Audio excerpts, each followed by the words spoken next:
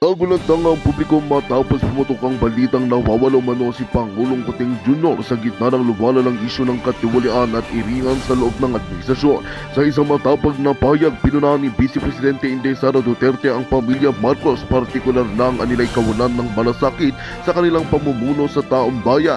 Ayon sa kanya, panahon na upang tapusin ang anyay mapanlinlang na pamamalakad ng pamilya diktador. Ang biglaang pagkawala ni Kuting ay nagdulot ng iba't ibang haka-haka, kabilang na ang posibilidad na siya'y umiiwas sa kontrobersya. Samantala, ang mga pahayag ni VP Sara laban sa pamilya diktador ay naging usap-usapan na tila nagpapakita ng pagkakawatak-watak sa kasalukuyang gobyerno.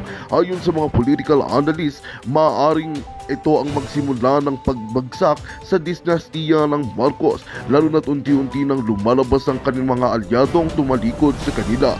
Habang inaabangan ng taong bayan ang mga susunod na hakbang ni VP Sara, malinaw na ang sigalot sa pagitan ng mga lider ng bansa ay nagdudulot ng mas malalim na krisis. Ang tanong ng marami, makakabangon pa ba ang pamilya Marcos o tuluyan na silang mawawala sa eksena sa politika? Ang kasaysayan ang magpapasya sa kinabukasan ng kanilang dinastiya. At yun nga ang balitang ating pagkakatutukan. Ngunit bago ang lahat, siguraduhin mag-subscribe at ihit ang notification bell para sa patuloy na pagtutok sa mga sulyap ng bagong balita sa tunay na boses ng masa.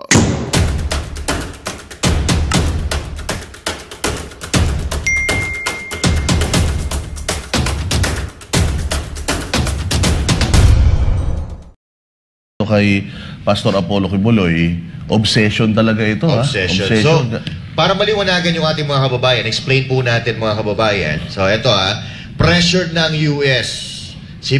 Pinipressure po ng USD umano, itong si BBM, si Marbil, si Abalos, Tory Marantan, dahil di umano nakuha na po nila ang kalahating pera from US government. So, matatandaan na sinabi ni Pastor Apollo C. Kibuloy na merong patong sa ulo niya na $2 million na bounty from US Embassy.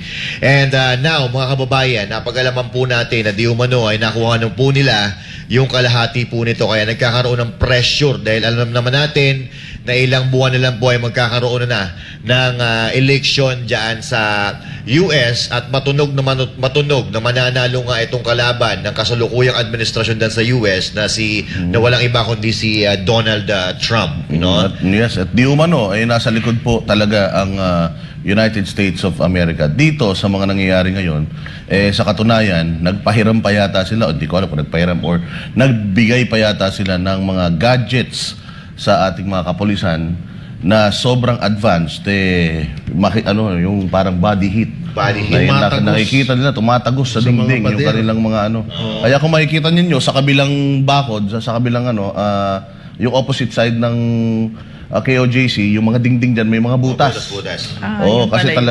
Kasi talagang inaano nila, yung mga thermal scanners na yan, mga talagang nakikita mo, parang x-ray yan Yung makikita natin sa pelikula lang yan. Kahit sa airport na scanner, na makikita yung movement ng tao, makikita kung ilan yung tao nasa room. Sobrang high-tech niyan. And all that. Wala tayo niyan. Yung ginamit kay Bin Laden, to be exact, mga kababayan. At hindi lang po yan, hindi lang po nila natitrace yung katawan ng tao na nasa loob ng isang establishment, katulad ng mga kwarto.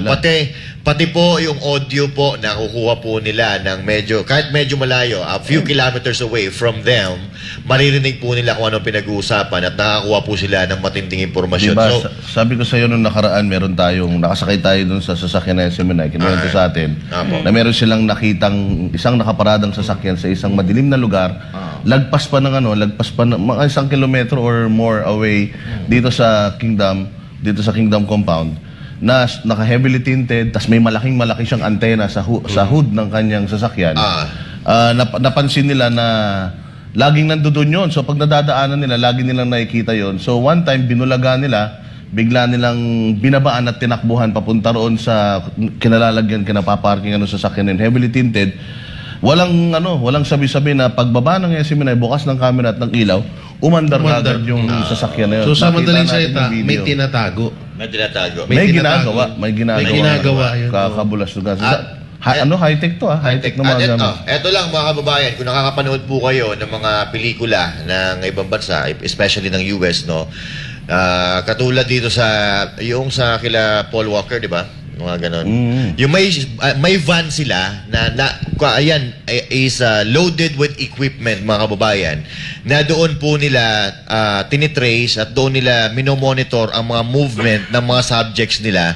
Totoo pong nangyayari yun sa totoong buhay. Yung nakikita natin sa pelikula. Although dito sa atin, wala doon. Pero katulad nga po ng sinabi natin kanina na di umano, ito na mga PNP natin ay provided with these high-tech equipments ng US government para talagang mahuli si Pastor Apollo Kibuloy dahil sila nga po ay pressure na with a few months time na binibigyan siguro sila ng pagkakataon na para mahuli si Pastor Apollo Kibuloy, then meron na po daw di umano bayaran na nangyari daw po dito, Doc Lorraine. Yeah, so maliwanag, no? Posible ito na nangyari. Hindi ito pwedeng mangyari nang hindi ito lingid sa kaalaman ni Bongbong Marcos, no? Kasama siya dito. At yung sinabi ni Coach, ni Dada at saka ni Master, no, na marami na silang batas na nilabag noon, yung spying, yung wiretapping, lahat yan, no? At saka yung pagpasok nila dito, sa maliwanag na talagang isinuko na ni Bongbong Marcos ang soberenya ng Pilipinas, itong tuta na kano na ito, na presidenteng ito, wala nang soberenya ang Pilipinas. Tuta na talaga siya ng kano, sunod-sunuran, and willing siya na magdanak ang dugo dito ngayong gabi, pati itong mga pulis niya, no, para saan? Meron ba tayong kaaway na dayuhan dito na mamamatay ang Pilipino at magdadanak ng dugo? Hindi, wala. Tungkol sa pera ito. Yan ang napaka-immoral, a moral degenerate of a president. He made all of this possible. Kasama dyan sila Abalos, yung sekretary niya. Lahat yan. So, ito yung nangyayari sa Pilipinas ngayon. Alam mo, ginagawa ito, Ma'am Lorraine, ng US para hulihin ang mga terorista. Pero hindi ko alam bakit ito ginagawa kay Pastor Kibuloy. Isipin mo, isang tao. At higit sa lahat, wala silang jurisdiction dito sa Pilipinas. Bakit parang tayo nagiging tuta? At kung ito ay magkakatuluyan, ito po ay lantarang illegal. Hindi po ito dapat ginagawa dito sa atin. Meron tayong soberanya. Hindi tayo subject sa US. Kaya ito ay tama si Ma'am Lorraine kung mananahimik ditong patuloy si President Marcos, ito'y nangangahulugang totoo. So, kailangan na siyang kumilos dito sa lalong madaling panahon dahil bago magkaroon ito at ito'y posible maging madugo. At mga involved dito yung mga matataas na opisyal at gaya nga ng sabi ng aking mga kasama, ito'y nagiging competition. Ano ito? Parang video game? So, sa halagang pera at posisyon. Yan po ang ating pumapasok na intel, Ma'am Lorraine. Pero yung issue ulit dito, yung kakayanan niya na mamuno, nakikita natin hindi niya kayang mamuno, no? Yung ginawa niya sa Pilipinas, malagim.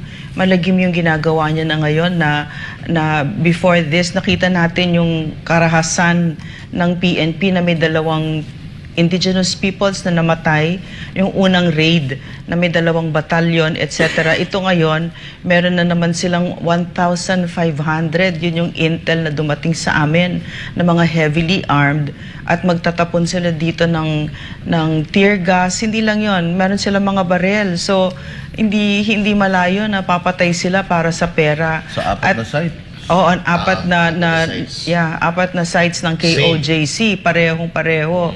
So, ang question dito, yung pamumuno, yung fitness to lead, yung kakayanan na mamuno ni Bongbong Marcos na sinasabi nila ay drugista. No? So, wala siya sa kanyang sarili ngayon. At ang isang drugista, hindi siya pwedeng mamuno. Most likely, hindi niya alam ito. Pinaiikutan siya or alam niya pero wala siyang pakialam. Ganyan ang drugista. No?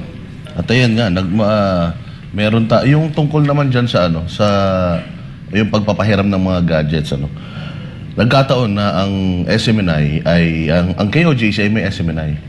At laging nakahanda yung mga CCTVs, videos, and yung mga cameras ng SMNI. Noong mga nakaraang buwan, alam naman natin na may mga militar galing sa ibang bansa na nandito na ngayon sa Davao. Sila din yung mga nagpapalipad ng mga drones and stuff. So, pwede sanang silang gagamit nitong mga kagamitan na to para dito sa operations na ito.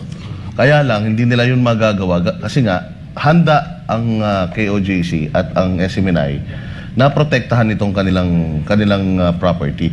Kaya, siguro, yun din yung reason kaya gagamit na ito sa mga otoridad natin ngayon. At di umano, merong kompetisyon.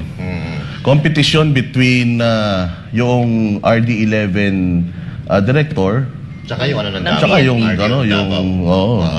hepe ng Davao Police. At ang nakakalungkot dito, mga babayan, kung bakit may nare-receive tayo information regarding dito sa mga tear gas para mapasok itong Kingdom of Jesus Christ na animoy parang mga kriminal ang nasa loob. Na alam naman natin, puro mga madasalin po ang tao dito at ilang beses na rin po ito napasok ng NBI at wala po silang makita. Pero di natin maintindihan kung bakit paulit-ulit nilang ipinagpipilitan na nandito si Pastor Apollo Kibuloy sa loob. Sino ba naman ang OGAG na paulit-ulit nang pinapasok ang bahay mo, mag-i-stay ka pa dyan na ikaw yung subject? Hindi mo ba? Mahina. Talagang parang utak ng mga bangag itong mga ito. Mahina talaga ang kalidad ng pag-iisip. Pero yung sinabi ni Dada, no, yung recently na sinabi niya ngayon lang, no, nakakatakot yun. Kasi yung Pro 11, si General Nick Torres, at saka yung dito sa Davao City, si Marantan, nagko-competition sila. No, these are men with very powerful positions na may mga at their disposals weapons na pwedeng pumatay ng Pilipino, and they are willing to do that for money. Katulad ng Pangulo na pinagsisilbihan nila, these people are moral degenerates, very dangerous people, no? So yan yung nangyayari ngayon under the weak leadership ni Bongbong Marcos, na itong mga ito, no, nag-serve sila, nagsumpayan yung mga yan na poprotektahan ang ating bansa. Pero sila yung pinili, at naintindihan ko na kung bakit sila pinili nila Martin Romualdez, nila Abalos, nila Marcos, no? Dahil mahina talaga, sunod-sunuran at ganid sa pera itong mga ito at sa kapangyarihan, kasi most likely in the mix is a promise of a position pag nahuli nila si Pastor.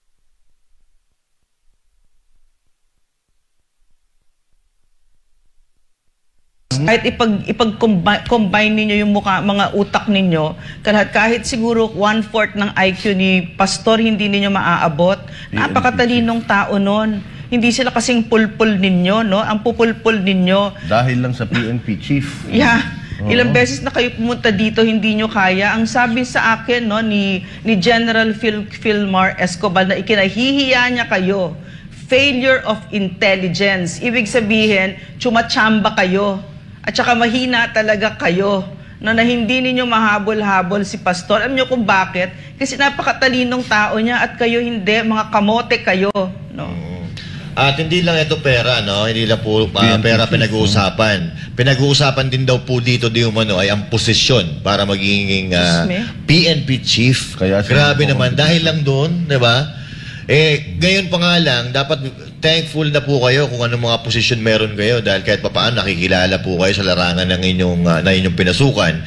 Pero pwede bang sumingit dyan? Kasi nakaririmarim na trait yan ng Marcos administration na ang tingin sa pwesto ay forma at yung kayamanan, lisensya para magnakaw sa Pilipino at kung ano, gahasain ang Pilipino. Ganyan ang tingin nitong Marcos na ito. At hindi tayo nagugulat na yung kanyang mga galamay ay gayon din, lahat sila. Kaya katulad niya lasing sa kapangyarihan, imbes na, ano ba yung pwesto na yan? Diyan kami, ni PRRD. Ang pwesto na yan para magsilbi sa Pilipino. At yung hawak mong kapangyarihan, hindi yan para sa'yo, kundi para sa mga taong walang kapangyarihan. Para gawin mo sila empowered.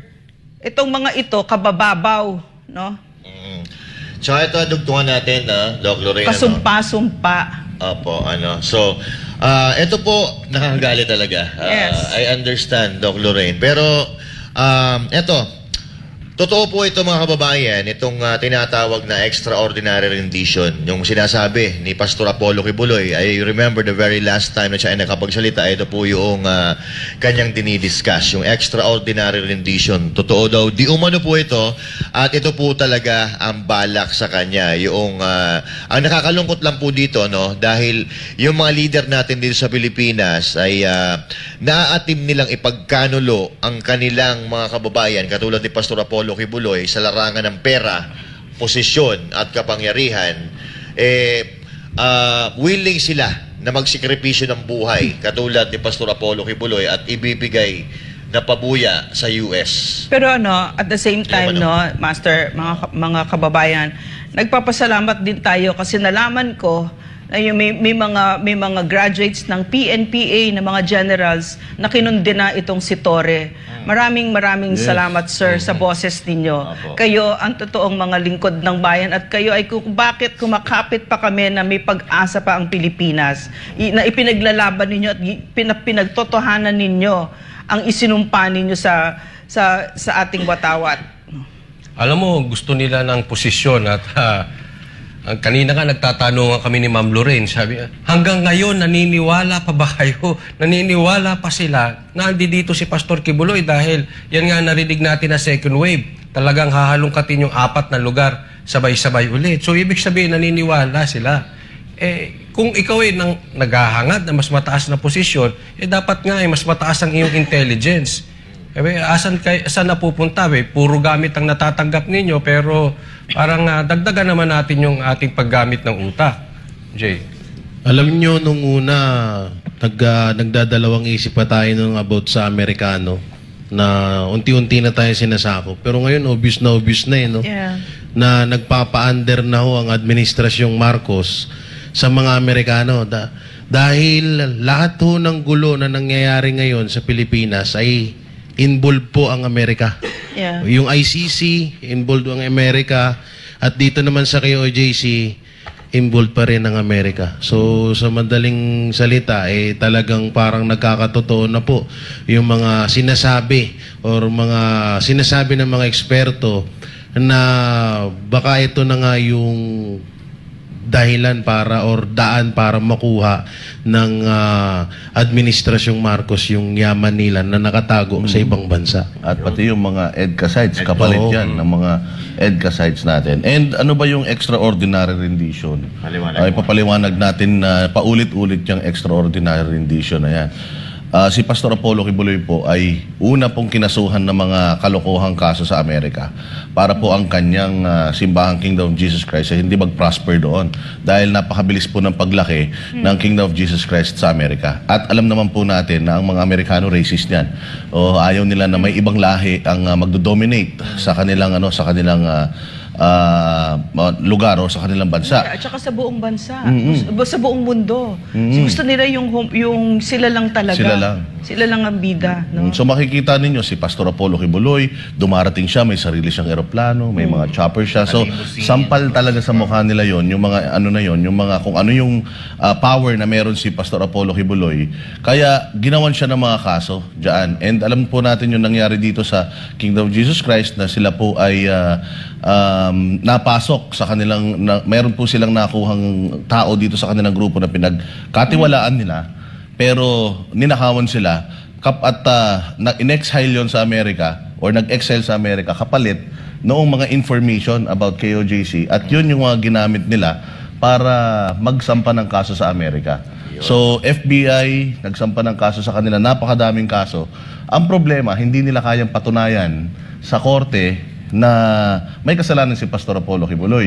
Kaya ang pinakaparaan is kung magkokorte sila sa Amerika, matatalo sila kasi lahat ng mga abogado ni Pastor Apollo Kibuloy sa Amerika ay antay na ng antay kung kailan ang hearing.